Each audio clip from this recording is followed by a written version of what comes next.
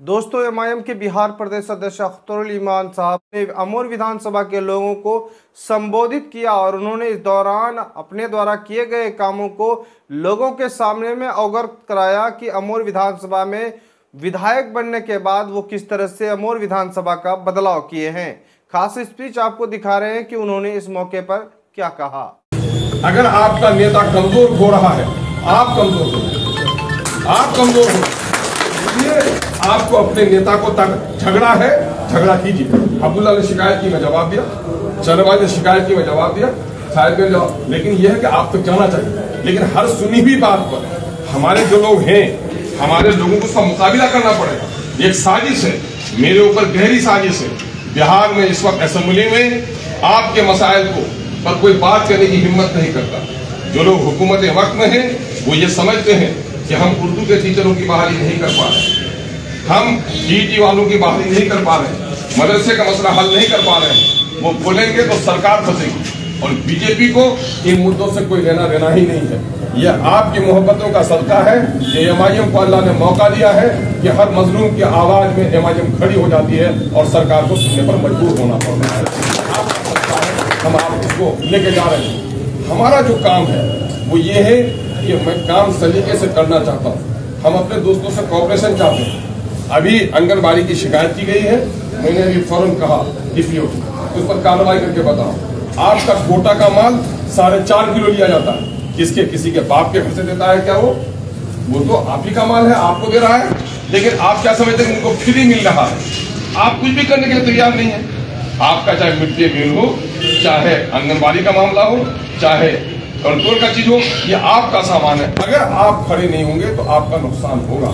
हम में से कुछ लोग उठते हैं पहरेदार बनकर, लेकिन थोड़ी ही देर के बाद हिस्सेदार बन जाते हैं। जब हिस्सेदार बन जाएंगे तो फिर पहरेदारी का काम अंजाम नहीं दे पाएंगे। हम अपने मुखिया समिति जो लोग भी हो कह दें मुझको, मनरेगा का काम कहीं नहीं हुआ। पिछले साल में मनरेगा का काम यहाँ भी करवाया, इस बार भी मनरेगा का काम अटका हुआ है। मैं परसों गया था डीएम साहब को, डीडीसी को मैंने समझाने की कोशिश की कि पूरे पूर्णिया जिले में अमोर, बैसा, बायसी की हालत अलग है और वहाँ सारा काम हेडक्वार्टर से नहीं हो पा रहा है।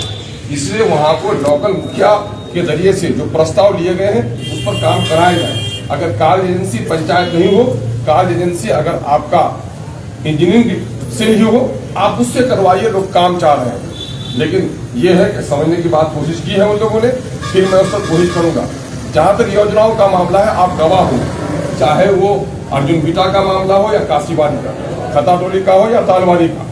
कटाव पहले भी होते थे, कटाव मेरे जमाने में भी हुए, लेकिन क्या ईमानदारी के साथ इस बात की गवाही नहीं देंगे कि कटाव रोधक काम जितने मेरे जमाने में हुए हैं, क्या इससे पहले इतने काम हो रहे थे? नहीं हो रहे। तो आप इस बात को क्यों नहीं समझना चाहते है ना?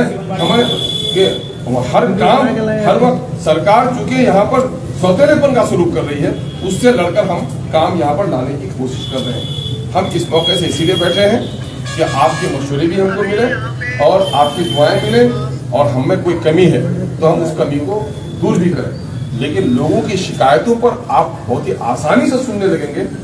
होता क्या है कि बस्ती में 100 बकरी है, कोई पता नहीं कि किसकी कौन बकरी। आज 400 कुत्ता है तो हर कोई पहचानता है।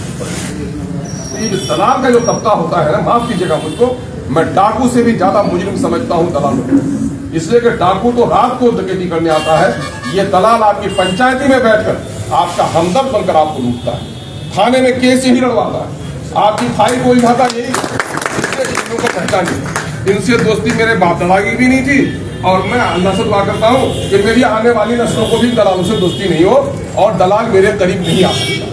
हाँ, अगर आपके दरमियान में से कोई आदमी मेरा नाम लेकर गलत करता हो, मुझे आप कहिए।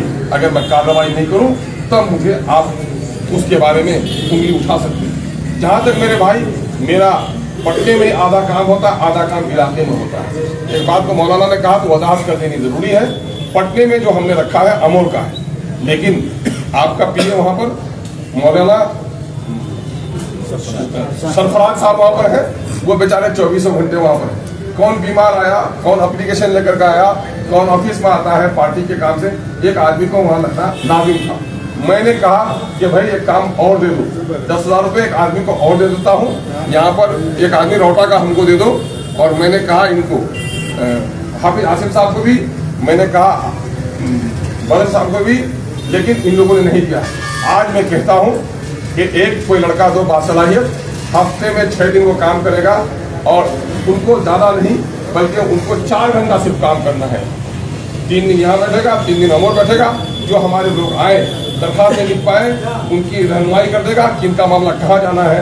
आज मैं उसकी वैकेंसी आउट कर रहा हूँ। कल जिनको चाहिए अब्दुल्ला मियाँ यहाँ पर जिम्मेदारी है। तो ये चंद बातें थी और इस वक्त सबसे बड़ी जरूरत है कि हिंदू और मुसलमानों के दरमियान में मुल्क में काफी नफरत फैलाने की कोशिश की जा रही है। मेरे भाई सीमांचल में वो गरीब जरूर है लेकिन हिंदू और मुसलमान सब लोग मिलकर रहना चाहते हैं। इसलिए मिलकर रहने का माहौल बनाइए। गांव में डाकू आइए तो बात को लड़िए और हिंदू मुसलमानों को लड़ाने वाला है तो उसके गर्दन पर पहले हाथ रखिए। ये देश का दुश्मन है, ये इंसानियत का दुश्मन है। आइए, अल्लाह करे मेरी और आपकी जिंदगी